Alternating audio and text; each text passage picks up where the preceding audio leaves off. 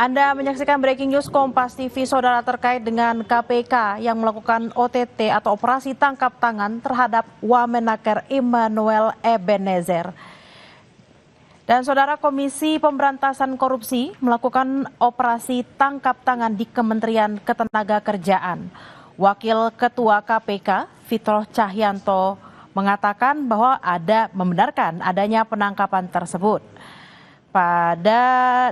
Fitro juga membenarkan bahwa salah seorang yang ditangkap adalah Wakil Menteri Ketenagakerjaan Immanuel Ebenezer atau yang biasa disapa Noel. Dan saudara, 3 aparat penegak hukum mengatakan dalam operasi tangkap tangan KPK menggulung sekitar 20 orang. Dan selain Immanuel Ebenezer, ada juga pejabat eselon 2 yang ikut diamankan di Kementerian Ketenagakerjaan dalam operasi tangkap tangan.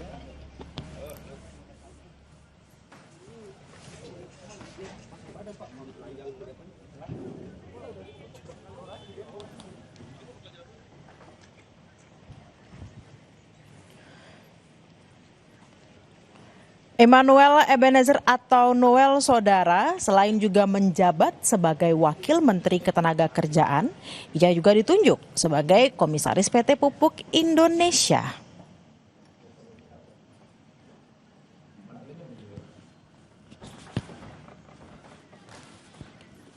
Sebelum menjadi Wakil Menteri Ketenagakerjaan, saudara, Immanuel Ebenezer dikenal sebagai relawan Joman atau Jokowi Mania yang sempat mendukung pasangan Jokowi Ma'ruf pada 2019 silam. Kemudian pada Pilpres 2024, Noel juga memberikan dukungannya kepada pasangan tertentu. Bagaimana kondisi terkini di kantor Kemenaker? Kita sudah terhubung dengan jurnalis Kompas TV, ada Nanda Aprilia di sana. Selamat siang, Nanda. Pasca operasi tangkap tangan yang dilakukan tadi malam, informasinya seperti apa kondisi di sana saat ini?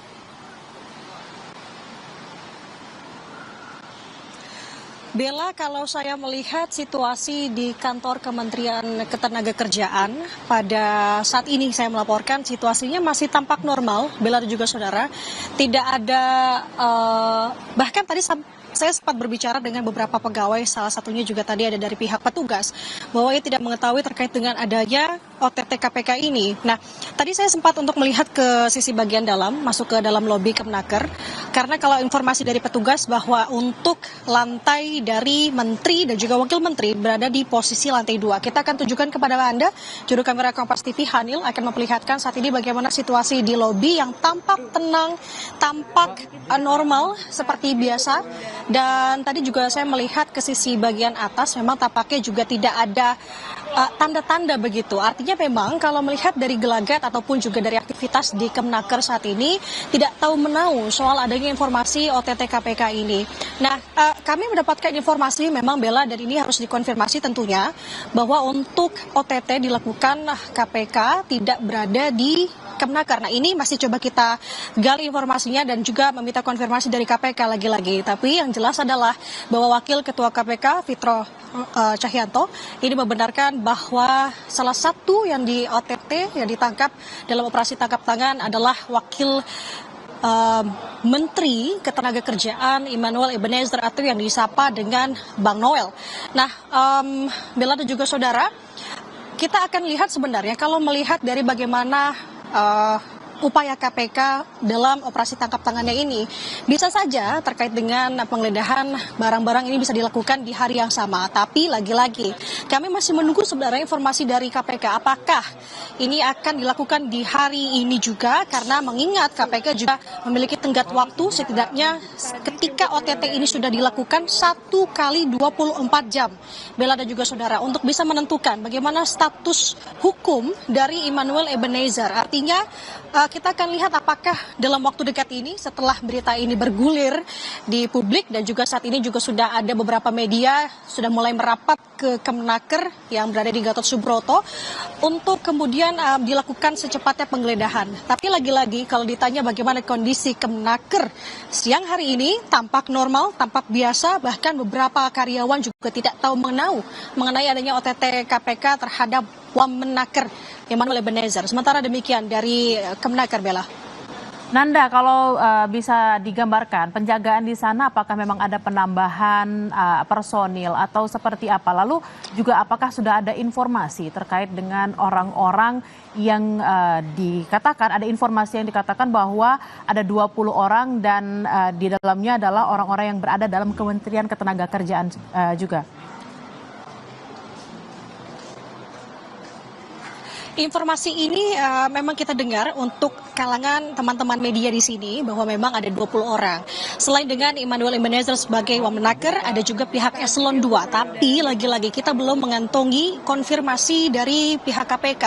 Apakah benar ada Eselon 2 dan sebanyak 20 orang, ini perlu kita konfirmasi.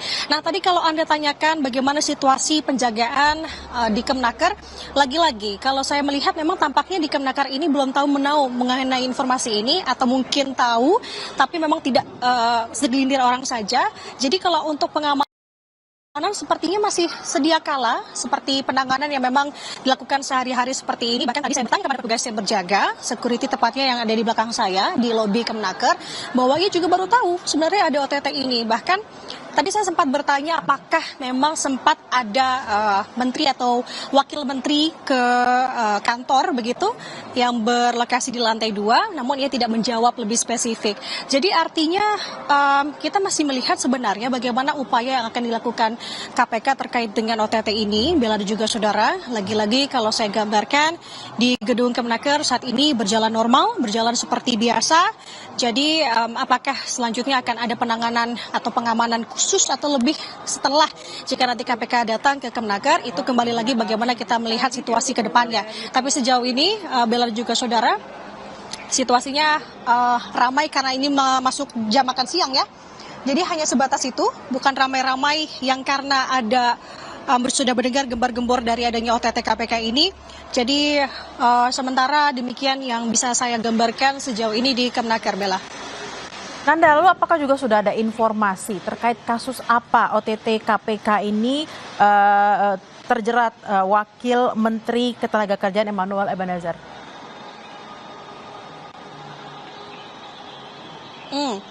Ini yang menarik dan masih coba kita gali. Tadi saya sudah berkontak begitu ya melalui pesan singkat kepada beberapa pihak dari KPK. Salah satunya adalah juru bicaranya Budi Prasetyo, menanyakan sebenarnya ini terkait dengan kasus apa. Tapi belum ada respons tentunya. Jadi kita menunggu. Tapi kalau dari segelintir atau teman-teman media ini mendengar yang mencuat adalah terkait dengan kasus K3 di tubuh Kementerian Ketenagakerjaan. Nah, ini yang harus kita konfirmasi. Apakah benar demikian?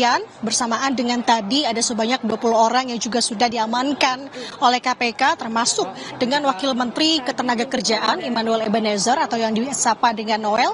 Kami juga mendapatkan informasi yang memang masih harus lagi-lagi kami konfirmasi, belum kami kantongi apakah benar demikian atau tidak, adalah penangkapan ini tidak dilakukan di Kemenaker. Jadi dilakukan ketika Immanuel Ebenezer berada di luar kota tepatnya. Nah, ini yang akan kita cari tahu kebenarannya apakah benar demikian ataukah tidak. Lagi-lagi yang kami kantongi sejauh ini adalah informasi yang kami dengar sesama antar teman-teman wartawan yang juga masih mencoba untuk melakukan konfirmasi kepada pihak KPK. Tentunya di sini bersamaan juga dengan pihak Kemenaker. Apakah benar demikian? Salah satu pejabatnya yakni Wakil Menteri Ketenagakerjaan Immanuel Ebenezer ini ditangkap oleh KPK. Tepatnya kalau kami mendengar informasinya di Bali. Apakah benar atau tidak? Ini akan kita cermati, kita gali, kita tunggu konfirmasinya dari KPK. Baik, terima kasih atas laporan Anda, jurnalis Kompas TV Nanda Aprilia. Nanti kami akan kembali ke Anda untuk terus mengupdate informasi. Kami juga sudah tersambung melalui sambungan Zoom dengan mantan penyidik KPK Yudi Purnomo. Selamat siang Mas Yudi, dengan Bella di studio. Selamat siang, Mbak.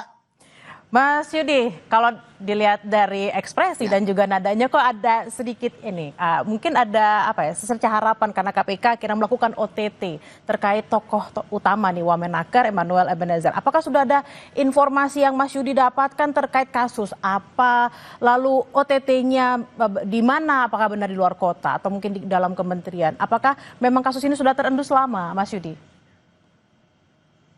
Ya, tentu saya tidak mengetahui secara detail ya Mbak yang mengenai perkara ini. Tetapi setidaknya bahwa ini saya semakin yakin bahwa KPK di periode kali ini akan bangkit ya setelah terpuruk pada masa sebelumnya dan tahun ini hanya 3 OTT, itu pun OTT-nya hanya kecil-kecil ya, setingkat kepala dinas dan juga kepala daerah. Namun kali ini ya kita tahu bahwa yang ditangkap oleh KPK itu adalah anggota kabinet, yaitu wakil menteri ya, dan ini merupakan OTT terbesar KPK di periode ini, untuk kemudian ya saya pikir ini siapa tahu akan menambah kepercayaan publik kepada KPK.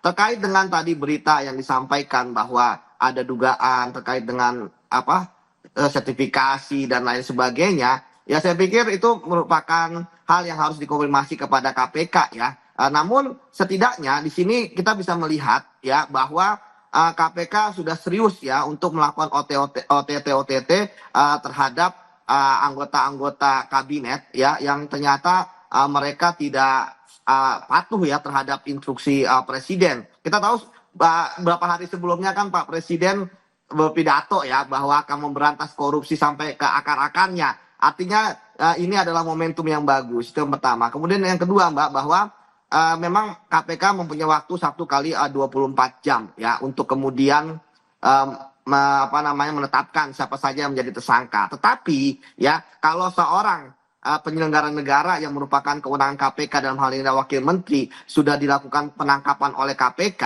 ya tentu ini adalah hal yang berarti sudah bisa kita duga ya akan ditetapkan sebagai tersangka seperti itu. Kenapa? Karena ya saya duga bahwa OTT ini sudah terjadi dari malam tadi gitu kan.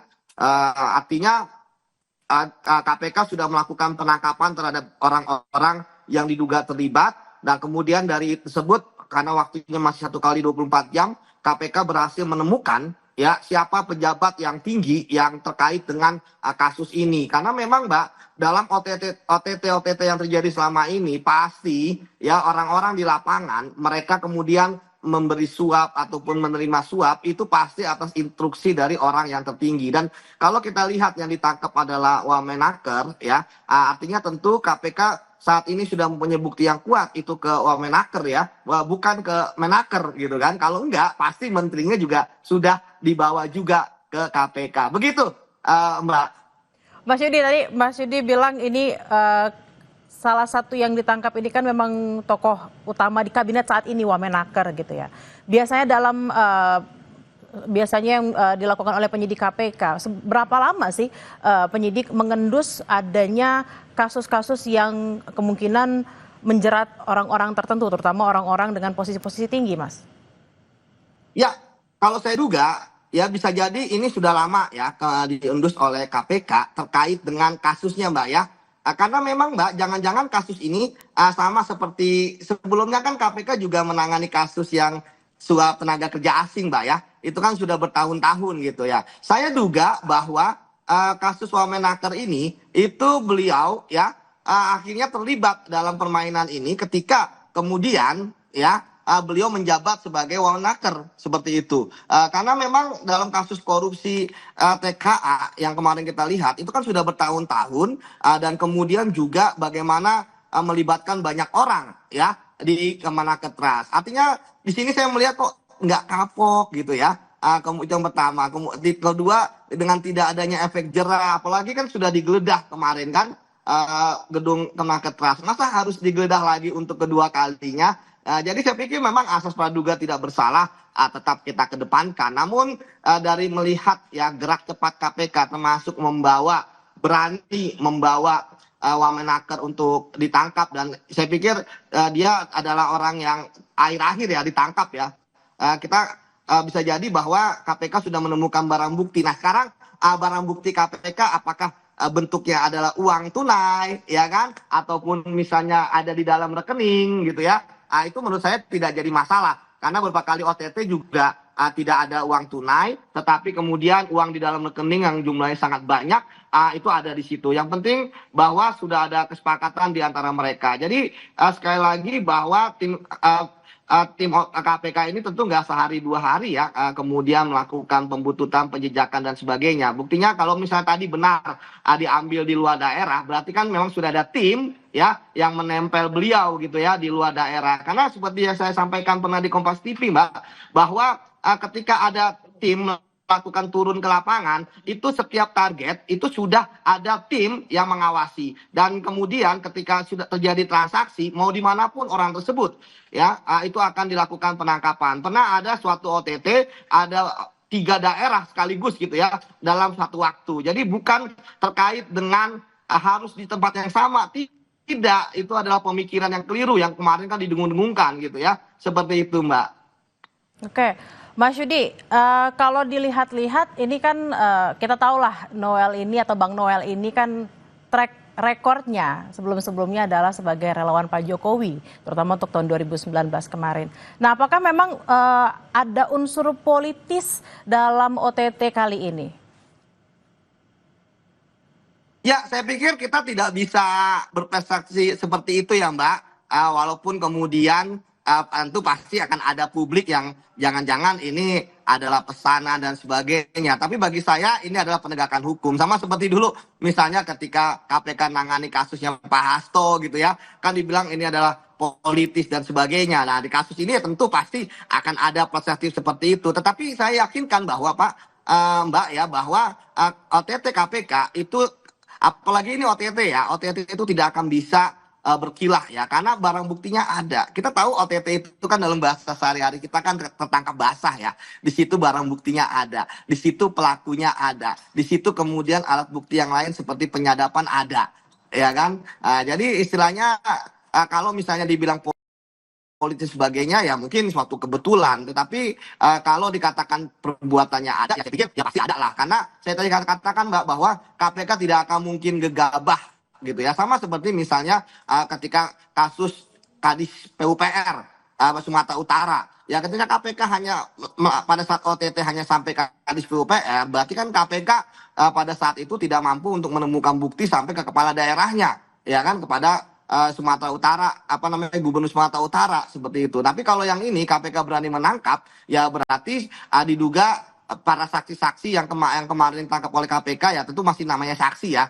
Itu bisa jadi mereka membuka ya. Jadi kalau kita membayangkan Mbak OTT Mbak ya, begitu orang-orang tersebut ditangkap ya, itu Mas kan Yudi, kemudian dibawa ke gedung KPK atau ke tempat lain untuk diinterogasi. Nah, disitulah kemudian Mas Yudi ditahan dulu, Mas salah Yudi satu ditahan yang dulu. Kami akan memberikan informasi terkini nih dalam keterangan tertulis Wakil Ketua KPK Fitro Rohyanto membenarkan penangkapan Wakil Menteri Ketenagakerjaan Immanuel Ebenezer, penangkapan terkait kasus pemerasan terhadap perusahaan soal pengurusan sertifikasi keselamatan dan kesehatan kerja atau K3. Ya. Oke.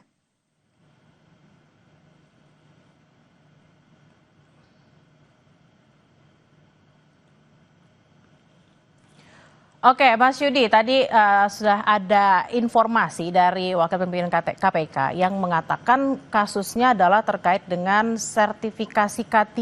Nah, biasanya Mas Yudi, kan informasi yang didapatkan katanya di OTT-nya semalam, harusnya KPK melakukan preskon penetapan tersangka atau gelar perkaranya seperti itulah ya. Itu berapa lama Mas Yudi? Ya tentu kan 1 kali 24 jam Mbak ya.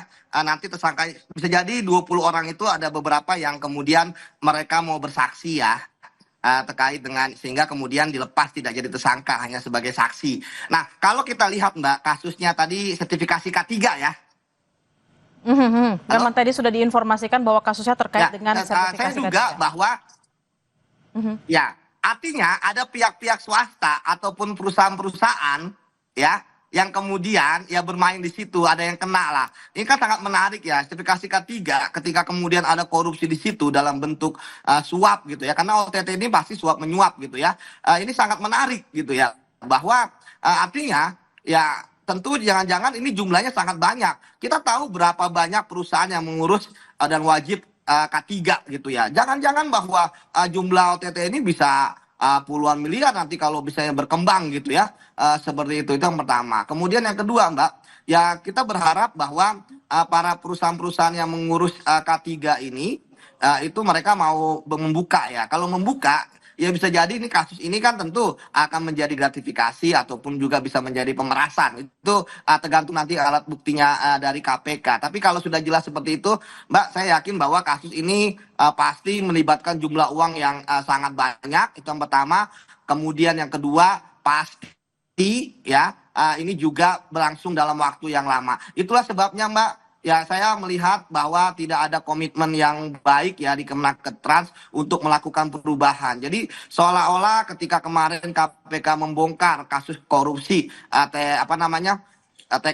kemarin TKA ya, suap kemasing, itu seperti yang lain tuh biasa aja gitu kan. Ya udah ketangkap lah, kami di sini tetap akan melakukan korupsi. Saya pikir perlu ada perombakan besar-besaran di Kemenakes biar hari ini tidak terulang kembali gitu kan. Karena kita tahu bahwa banyak sekali pungutan-pungutan yang ada di Kemenakes yang harusnya diawasi dan kemudian tidak terjadi seperti ini lagi. Jadi saya pikir ini luar biasa bahwa KPK memang harus melakukan OTT hari ini. Karena apa? Karena ketika KPK kemarin membongkar tidak ada kasus yang TKA, tidak ada yang namanya efek jera, yang ada malah makin berani ya kan untuk kemudian melakukan korupsi dan kemudian ya pelakunya kan adalah orang baru seperti itu Mbak.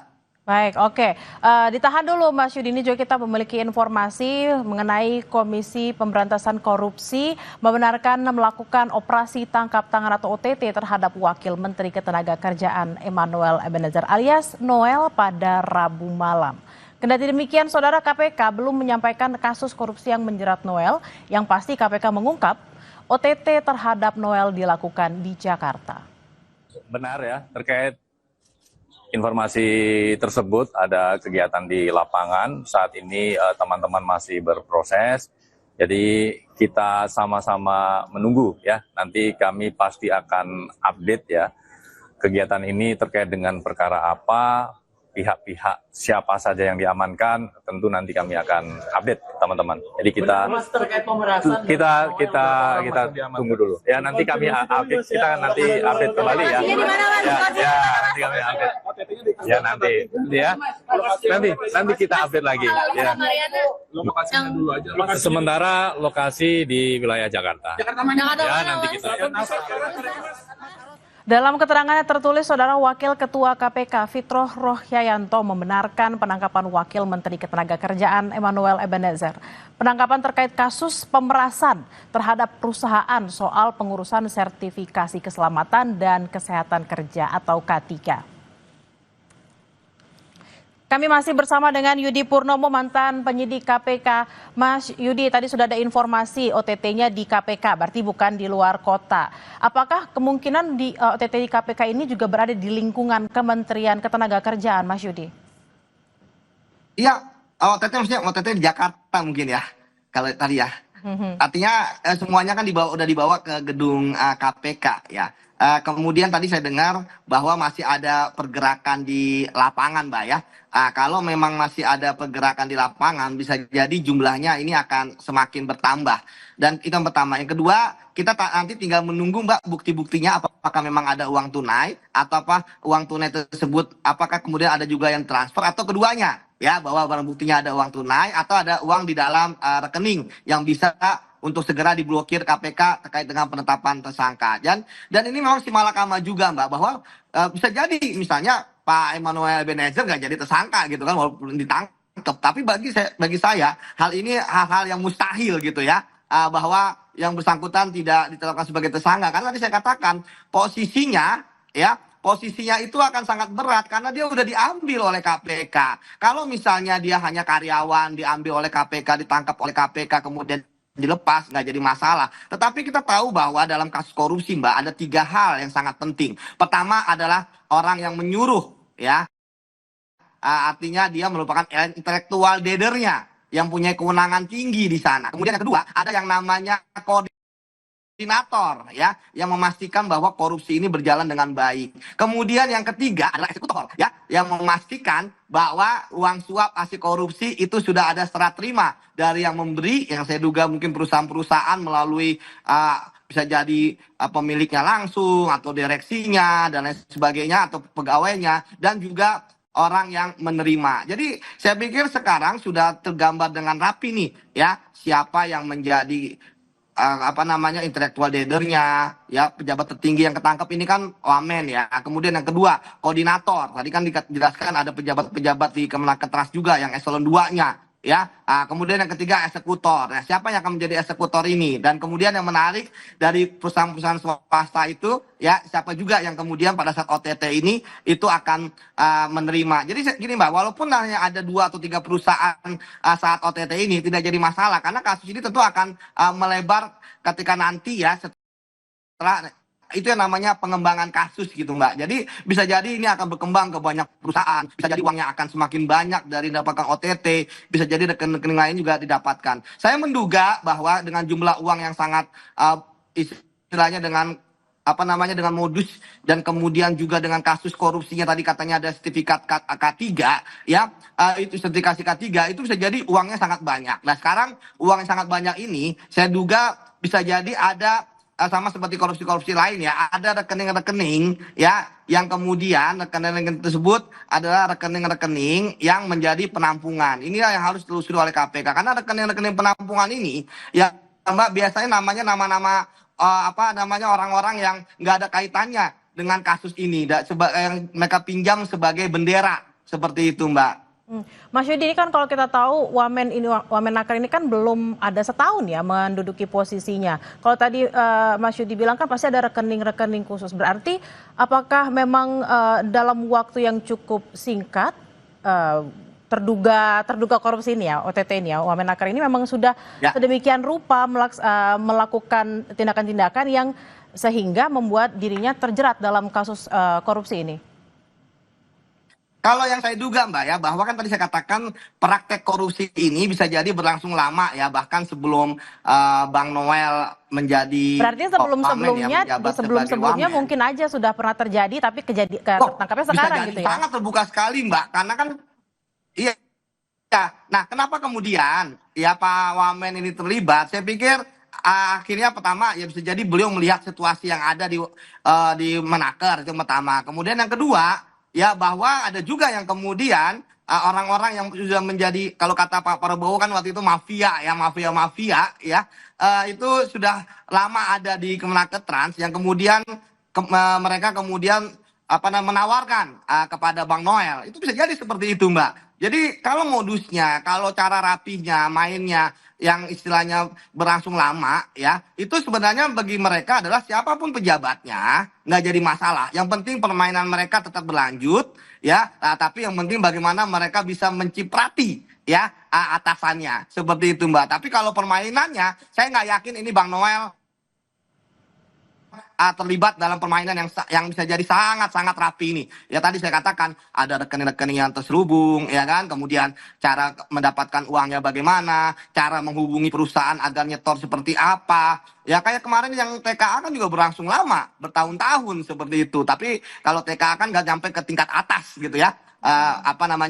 Korupsinya gitu ya. Nah, tapi kita belum tahu pengembangan. Tapi memang paling mudah itu OTT ini Mbak. Ya bisa jadi kalau saya bisa jadi bahwa Bang Noel ini ya istilahnya walaupun dia pejabatannya tinggi, ya akhirnya dia terlibat karena di bawahnya pun kemudian mengiming-imingi gitu ya. Tapi ya, makanya memang Mbak, kalau pengalaman saya korupsi di kementerian-kementerian, ya biasanya memang di kementerian-kementerian itu mereka sudah sangat rapi korupsinya. Nah sekarang tinggal mereka melihat nih pejabat di atas mereka, ya kan, apakah kemudian mau menerima uang atau tidak.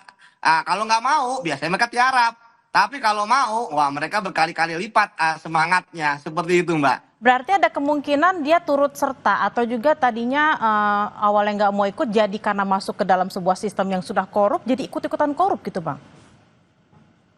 Ya betul Mbak, bisa gitu ya. Makanya sekarang jika OTT ini akan dipilah bahwa apakah khusus OTT ini, ya Pak Wamen ini yang menjadi intellectual dader, ya kemudian dia meminta uang dan sebagainya, ya atau kemudian dia memang terlibat karena dia tinggal terima setoran aja seperti itu, Mbak. Karena memang, Mbak, kalau dilihat dari kewenangan seorang wakil menteri, ya itu saya lihat kan wakil menteri itu kan sebenarnya nggak punya kewenangan yang besar dibandingkan dengan menteri. Betul. Nah, ini menarik ya. Dalam kasus beberapa wamen, ya ternyata wamen walaupun secara de jure, secara hukum dia nggak punya kewenangan, tetapi dia punya kewenangan ataupun pengaruh ya secara informal seperti itu. Ya, itulah jadi ya walaupun dia bukan istilah pejabat tertinggi di sana, tapi kan kalau orang wamen ya pasti takut sama kayak bupati, gubernur gitu, wakil bupati, wakil gubernur memang tidak punya kewenangan, tetapi kemudian ya akhirnya bawahannya pun tetap memberikan kepada mereka seperti itu. Nah, kita harapkan sebenarnya Bang Noel ya apapun nanti status beliau berani membuka ya perkara ini. Jadi jangan sampai hanya ke beliau aja, karena saya pikir jangan sampai bisa jadi aliran ini akan sampai jauh gitu kan, kalau melihat bisa jadi dugaan saya jumlahnya itu nggak kecil, Mbak, seperti itu, Mbak. Nah, oke, ditahan dulu Mas Yudi. Nanti kita akan bahas lagi tuh soal aliran dana yang mungkin akan jauh banget itu.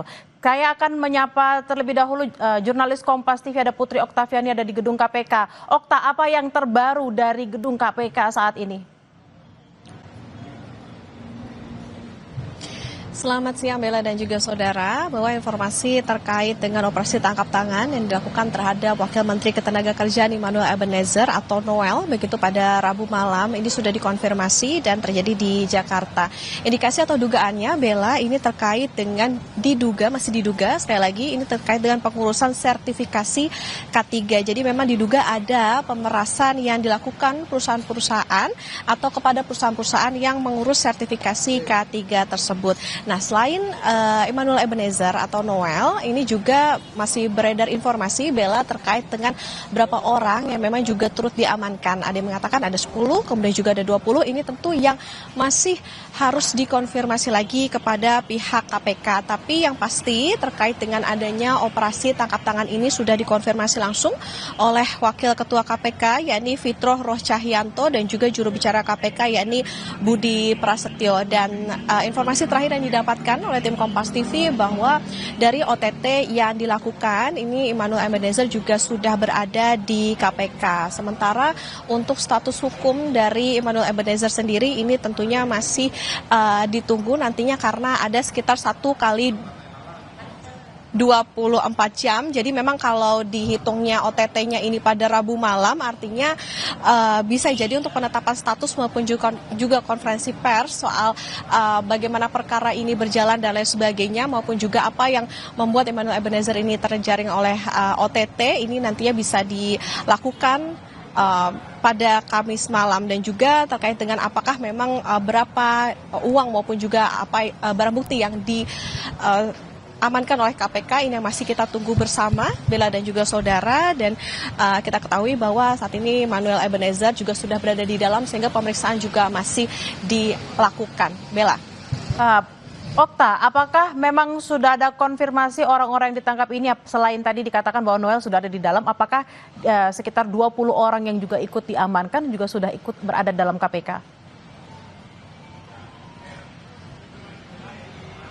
Iya Bella dan juga saudara, terkait dengan soal siapa saja ataupun juga pihak-pihak mana saja yang juga ikut diamankan selain dengan Immanuel Ebenezer, ini yang masih kita tunggu bersama konfirmasi dari pihak KPK. Karena saat ini Bella kita pun juga masih menantikan maupun juga masih memantau di sekitar gedung KPK Jakarta terkait dengan informasi lebih lengkap soal OTT tersebut maupun juga pemeriksaan yang dilakukan di dalam terkait dengan Immanuel Ebenezer juga sudah dikonfirmasi berada di dalam. Tapi untuk nama-nama ataupun juga jumlah pasti dari orang yang memang juga ikut diamankan ini yang masih perlu mendapatkan konfirmasi. Tapi sejauh ini untuk informasi yang sudah firm, yang sudah jelas, yang sudah dikonfirmasi oleh pimpinan KPK, yakni benar adanya OTT ataupun operasi tangkap tangan yang dilakukan KPK terhadap Wamenakar Immanuel Ebenezer, dan juga Immanuel Ebenezer sudah berada di dalam untuk tentunya melakukan pemeriksaan tentunya dari pihak KPK untuk mendalami terkait dengan kasus ini ataupun juga OTT dengan dugaan ini adalah sertifikasi pengurusan K3.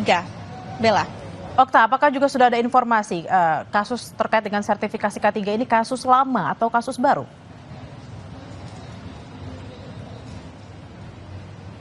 Iya, Bella dan juga saudara, sampai dengan saat ini tentu untuk kasus dari pengurusan sertifikasi K3 ini tentu menjadi kasus yang memang baru diketahui begitu, karena memang dari OTT-nya itu sendiri baru dilakukan saat ini, sehingga apakah memang KPK mengetahui soal kasus ini, apakah memang ada aduan sebelumnya dari masyarakat maupun juga dari pihak lain soal kasus ini yang masih tentu harus kita tunggu konfirmasi lebih lengkap, karena Bella dan juga saudara, biasanya untuk adanya OTT ini selain dari misalnya dari mereka yang terjerat ini sudah diamankan begitu di dalam, kemudian dilakukan pemeriksaan, baru nanti dari pihak KPK akan melakukan konferensi pers. Nah, di konferensi pers itulah baru dijelaskan lebih lengkap, lebih lanjut soal apakah kasus ini sudah terendus oleh KPK sejak lama atau memang menjadi kasus yang baru, kemudian baru mengumpulkan barang bukti dan sebagainya, dan baru ditetapkan siapa saja yang akan terjaring di OTT. Tentu ini yang akan kita dalami maupun juga kita pantau bersama, Bella, sambil juga kita mencari tahu terlebih lanjut lagi pada pihak KPK, karena sampai dengan saat ini informasi yang kami terima, seluruh awak media juga masih menunggu informasi lebih lengkap, tapi yang pasti di dalam sudah berada Immanuel Ebenezer, dan juga tentunya KPK juga sudah mengkonfirmasi adanya OTT yang menjerat Wamenakar Immanuel Ebenezer ini. Bella? Baik, terima kasih atas laporan Anda, jurnalis Kompas TV Putri Oktaviani langsung dari gedung KPK. Nanti kami akan kembali kepada Anda untuk mengupdate informasinya. Terima kasih, Okta. Kami jeda sejenak, saudara. Breaking News Kompas TV akan kembali usai jeda. Tetaplah bersama kami.